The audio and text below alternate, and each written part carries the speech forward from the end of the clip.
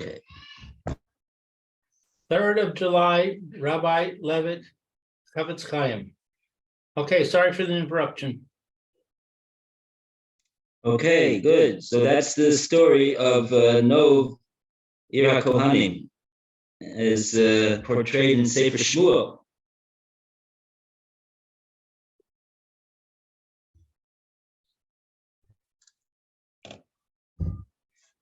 All right. Okay, so now we go to we started Hilchos Isuri Bechilus, and we've just completed the first sif of Klal Aleph, and now we're going to go to sif base. Ezehu Rachel. Who is the one who is regarded by the Torah as a Rachel, as a talebearer? And we go to Meir to continue, please. Okay.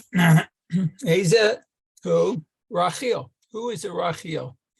Zeh sheto'ein devarim mizeh lazeh. The term Rachel generally refers to a peddler. That's what you said before. As such, it is someone, Ruvain, who peddles inflammatory information from one person, Yehuda, to another, Shimon.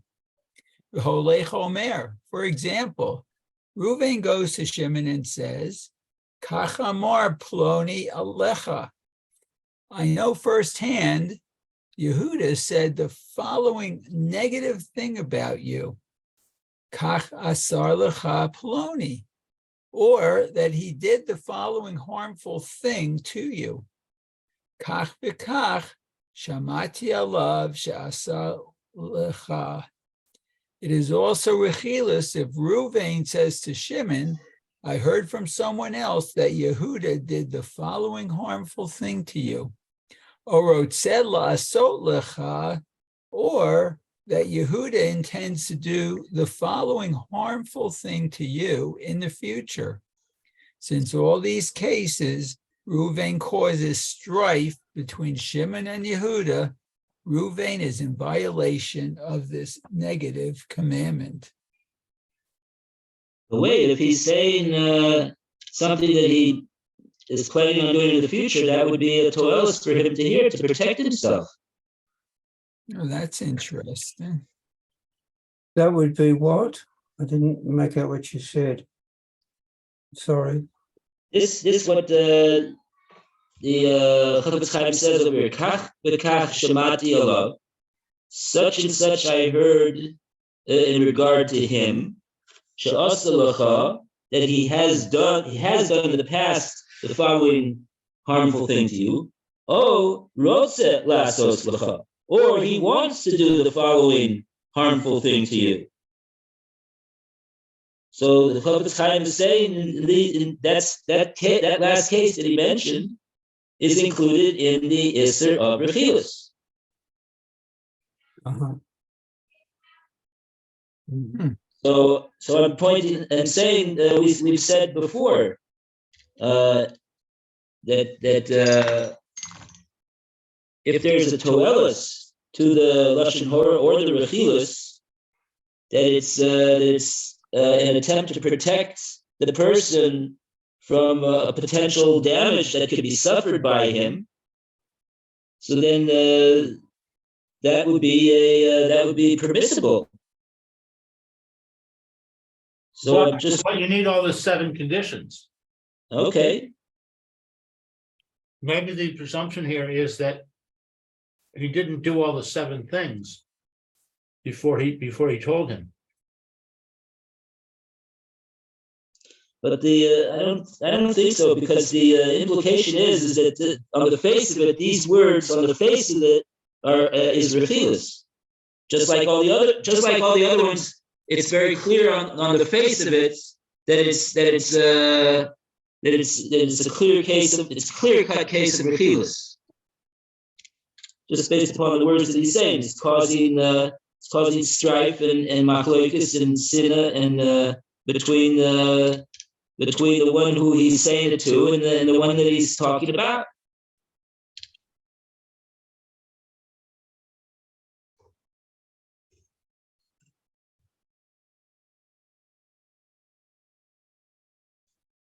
And if you believe it, then you're part of it then. Is that right? Yeah, he's gonna maybe he'll mention that later, even though he's already mentioned that before. Yeah, I think so. Even in the case where the Jew number one says to Jew number two, I don't like using the names because I know people that are named Ruvain and Shimon and Levi, so I just use Jew number 1, 2, and 3. Mhm. And so if Jew number one tells Jew number 2 that Jew number 3 is planning on doing something to harm him, right? So I'm saying that that's not on the face of it rechilus. That's Jew number 1 telling to Jew number 2, listen here, watch out for Jew number 3. I heard that he's planning on doing something against you, and not saying that you should believe 100% that he's going to do it, because I don't know myself. But in any case, it's certainly something that you should take into account, and you should protect yourself accordingly. Mhm. That's the intent of Jew number 1 in saying it, and that's the way Jew number 3 should take it. In other words, he's not he's required not to believe it, but nevertheless, he is required to take it into account and believe that it requires him to protect himself from Jew number 2. And this is the famous story of Gedaliah that we have some Gedaliah about, that the Choftez Chaim told us that falls into a category of permitted rechilus.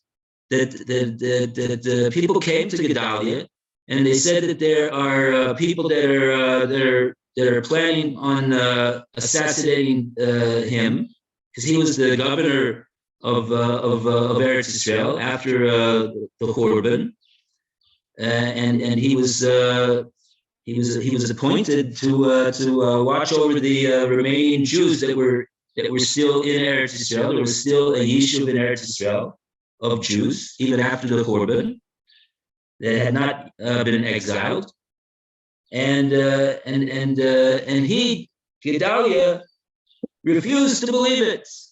He said, "Chas v'shalom, that those people would try to do such a thing to me. I don't believe it. I don't accept it."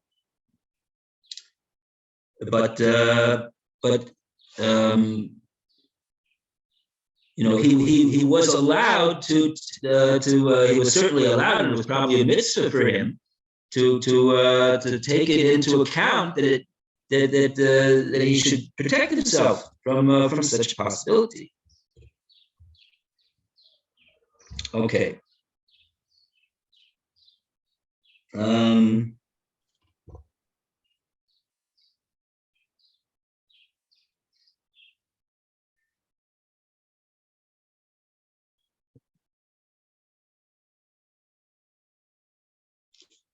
What is he saying after that, though?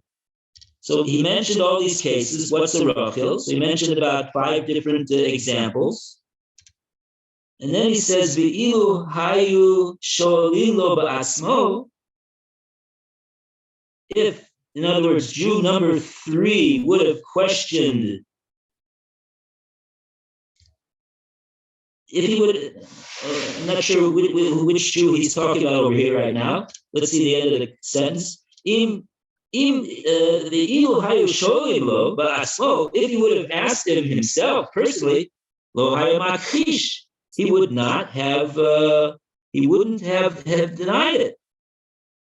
O mishum sha'emes v'tzedek ito, either because the truth and the justice is with him, o mishum shehit kavein be'elu ha'pulos v'adiburim kavon acheres, or because he would have said, no, that's not what I wasn't planning on harming you. This is what I was planning to do with that I was planning to do for you. It wasn't a filu hachi rochel bikrei. Still, the person is regarded as a tale bearer.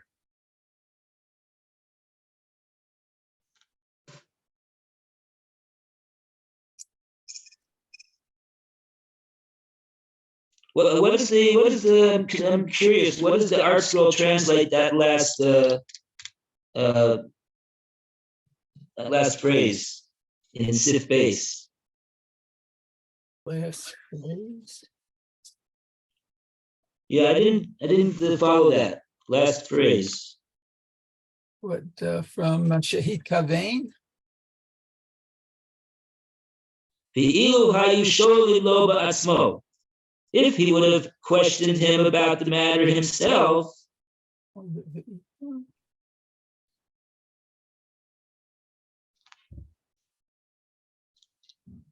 Oh, I'm looking. Where you looking? maybe you don't have it because I didn't hear you say anything as a translation to that last part. It's I hard don't see it. Hard to imagine they didn't translate it. So the last bit that we've got here in Sif base, the last sentence is if it's also Rechilus. Of our two sentences. If Reuven says to Shimon, I heard from you that someone's going to do the following harmful thing to you, or that somebody else intends to do the following harmful thing to you in the future. And it says, since all these cases, Reuven causes strife between the two Jews, Reuven is in violation of this negative commandment. They're the last couple of sentences, last three sentences. Okay. All right. Very well. Okay, let's go further. Sif Gimel. And we go to Roy to continue, please. Oh, I'm not up to where we are. What page are we on? actually, invalid. Now 7. Well, we Page just 7? finished that. We just finished 7, Lou. We're actually at Gimel on page 8. Yeah. Did we do 7? We didn't do page 7, did we? Oh, we did? No, we didn't do page 7. That's why. Okay. Afal P. Oh, okay. Where's Afal P? It's like the third sentence in the paragraph for us. Afal Pisho Todavar Ein Genut Ami Shemisaper. That's I don't see that in Sif base. You in Sif base? What I read and said to you were the last few sentences is actually the middle. Just above the middle. I'm sorry. I see. I'm sorry. Sorry. I do see where you're reading from. Afo pisha oso devar ein genus al mi shemisaper. Right. Aflufi dibre harochel. Even though the words are not saying any denigration about the person that he's speaking about. Well, what does that mean? He's the Jew number 1 is saying to Jew number 2, do you know that Jew number 3 is planning on baking a birthday cake for you? That would be Rechilus?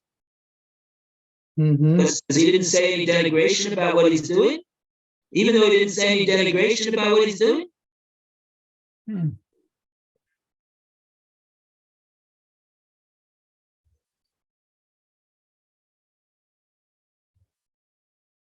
Even if you would ask him himself, he wouldn't deny that he was making a birthday cake for him. Either because it's actually true that he is making this birthday cake for him, or he was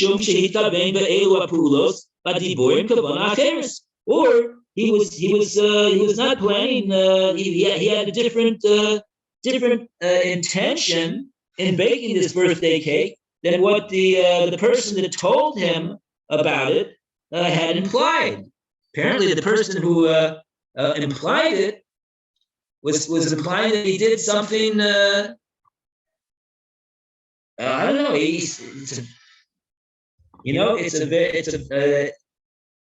I don't know. He says,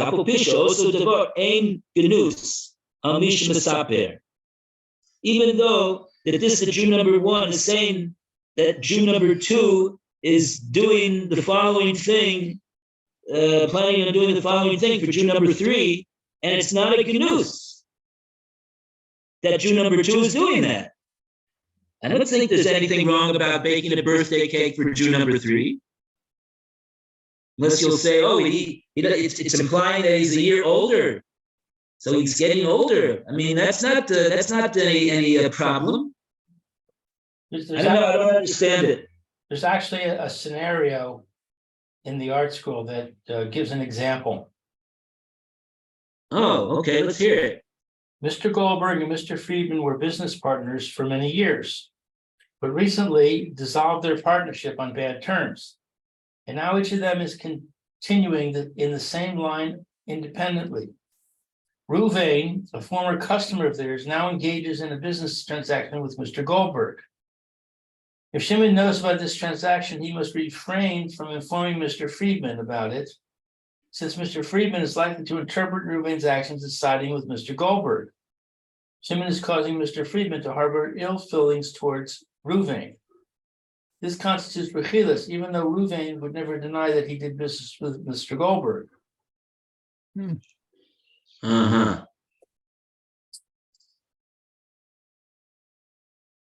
Uh-huh. Very good. Wow, see? That's why you need the art scrolls.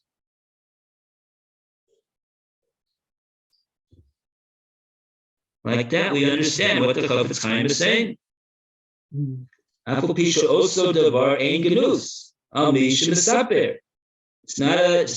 doesn't really reflect bad intrinsically on that customer who's now buying from former partner number two. And if you would ask him yourself, if he would ask him himself, did you buy from partner number two? He wouldn't deny it. Why should I deny it? Either because it's absolutely true, or because he had some other intention in doing so. Okay.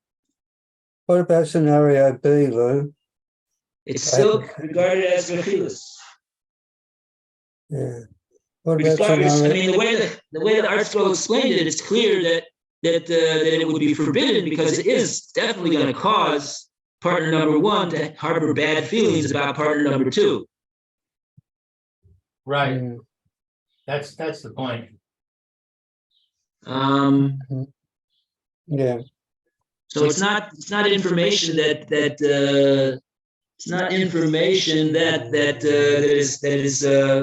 has any benefit for a partner to be told over by somebody that knows that information. Okay. Very good. Wait, it says that Roy, you were saying that there's another example it gives? Yes, if you want it. Yeah. Let's hear another example. Lou, do you want to read it? An unmarried man about to turn 30 dreaded the pity the occasion would arouse among friends and family, and insisted that there be no party. His friend, however, thought the man was speaking out of humility and would appreciate a celebration. When the man walked into his surprise party, his pain registered clearly on his face. Later, his brother told him who had planned the party. Even though the friend meant no harm, would freely have admitted that he planned the party and did not feel that he had anything to be ashamed of, the brother's report stirred animosity against the friend and was therefore rechilus. Wow. Hmm. Wow. Mm-hmm.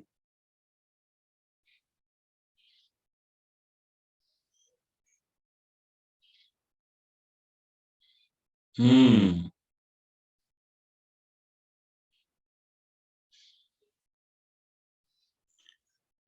Okay, so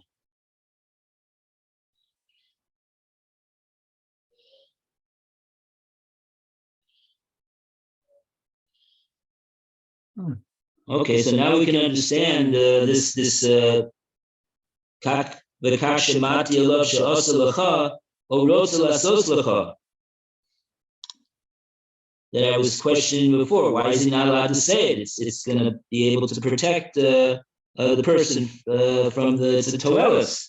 But the way the art scroll is portraying the scenario that Choftez Chaim is describing, the way they're fleshing it out, I understand why that would be rechilus also. In other words, if somebody would tell this 30-year-old, oh, you know that so-and-so is planning on making a surprise party for you. That's what he wants to do for you. That would be rechilus.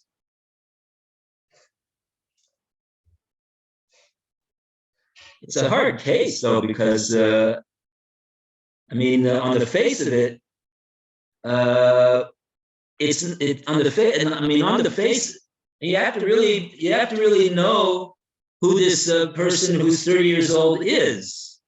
You know, it's on the face of it. It's I guess you have to be very, you have to see how careful you have to be.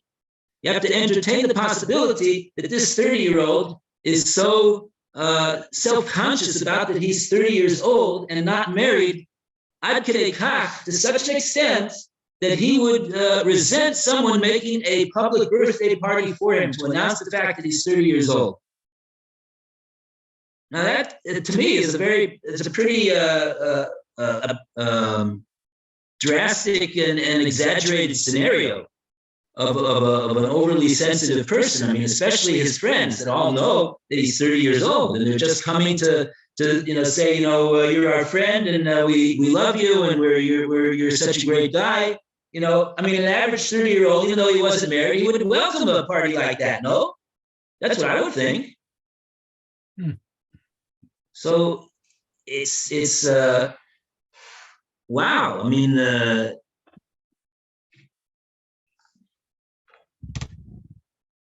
I'm talking about before that, when he comes in to the party, so the way the art scroll says it was a case that everybody sees that he's visibly embarrassed by the fact that they made a surprise party for him. But that could be simply, maybe he's just, even that you don't know. Why did he get embarrassed? He's embarrassed because he's getting all this attention. Who knows that it's because of the fact that he is so self-conscious about the fact that he's not married when he's 30 years old. It's incredible how and so, but okay, wow, that's quite amazing. I'm glad you mentioned that scenario. It's both of those scenarios are very instructive over here in to be able to understand this Choftez Chaim.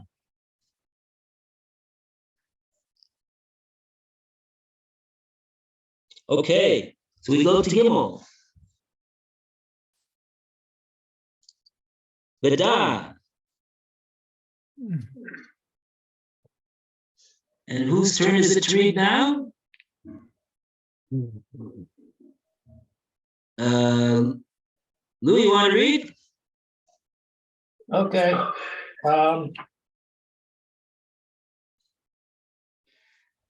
Okay. Let's see. Jay, Vidak. Take note. Did Esor Rechilos who afilu im ein mis kavein Luso. Rechilos is prohibited even if there's no intention to do rechilos. Lehachnis sina v'libo al oso ploni.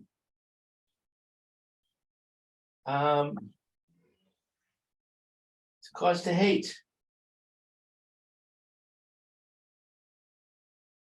In his heart. Vafilu im gam lefi dato tadin asa ploni. Even if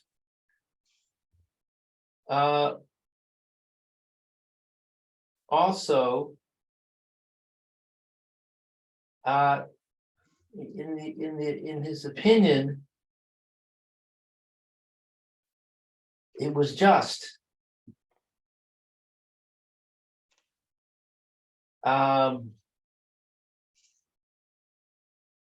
What he said.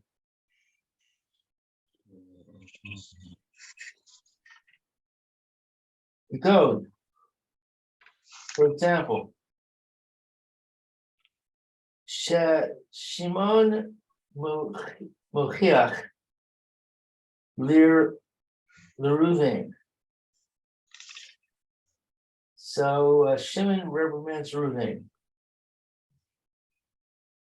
Alma Shediber Alav O Asa Lo Inyan Poloni. Uploni. For something that he said or did to him.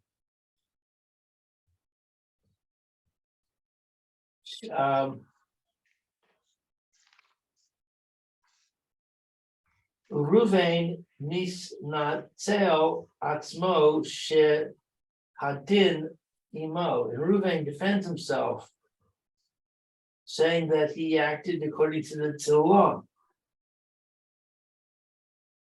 The har ayah and the evidence. Shekam Yehuda Amar Alav came.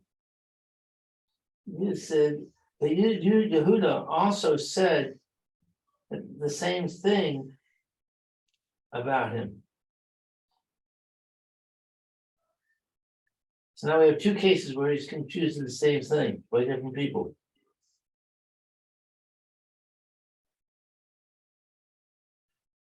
Yeah. In this case, Reuben has no intention to cause Shimon to hate Yehuda. He merely meant to justify his own behavior. Afilu haki, nevertheless, im hu mishat er sha'al yedei zeh. Even if he realizes, or he should have realized, that as a result of this statement, Shimon will bear animosity towards Yehuda.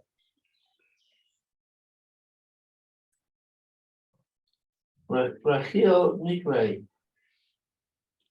is considered to be a Rachel, a person who speaks Rachilis. So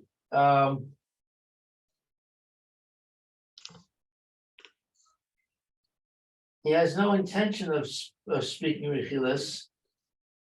But what, he's giving an example? And in his example, Rechilas is done? Well, what happened over here again?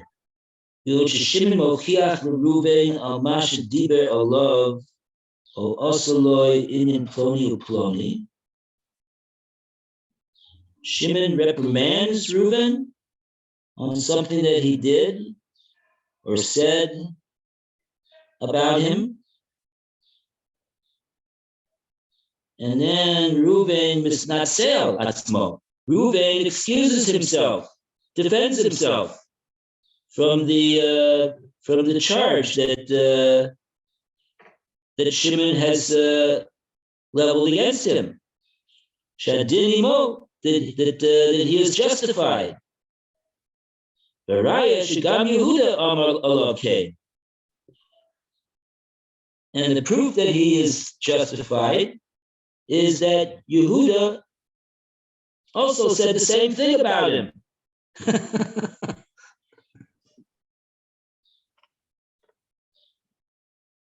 Afilu Hachi, yeah, that's called Rechilus.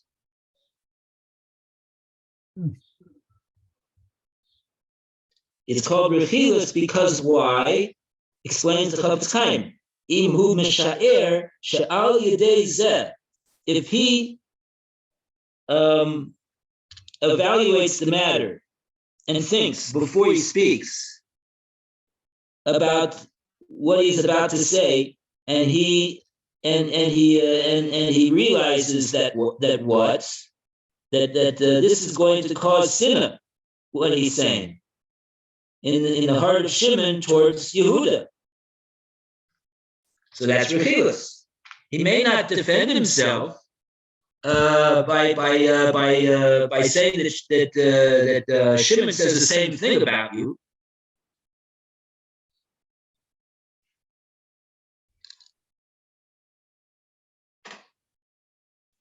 Rather that Yehuda says the same thing about you. All these names. Okay.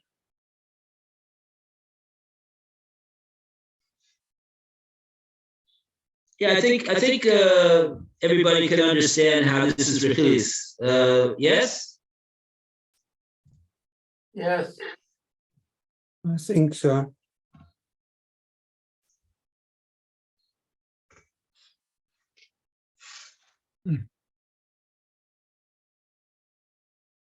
Okay.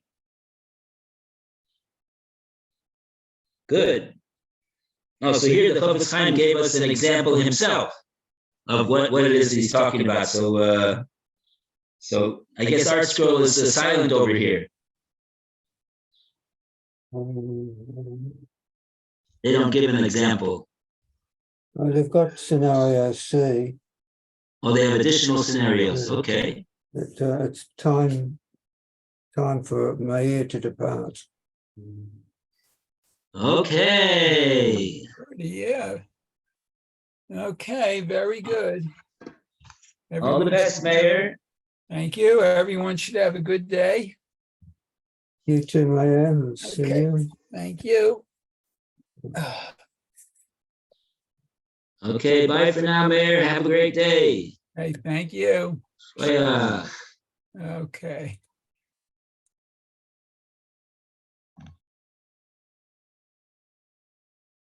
Mhm.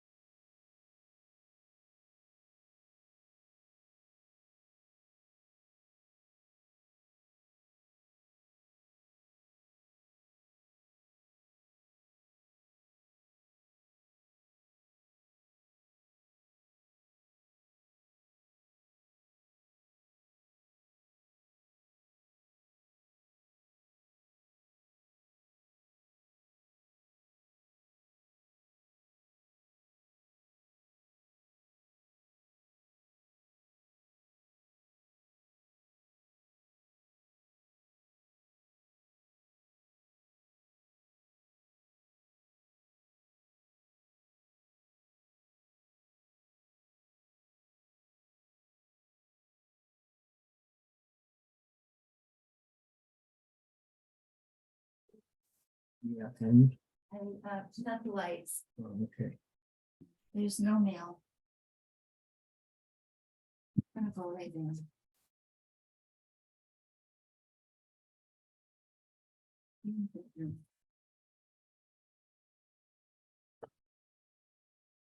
Now we're gonna do Baba Kama.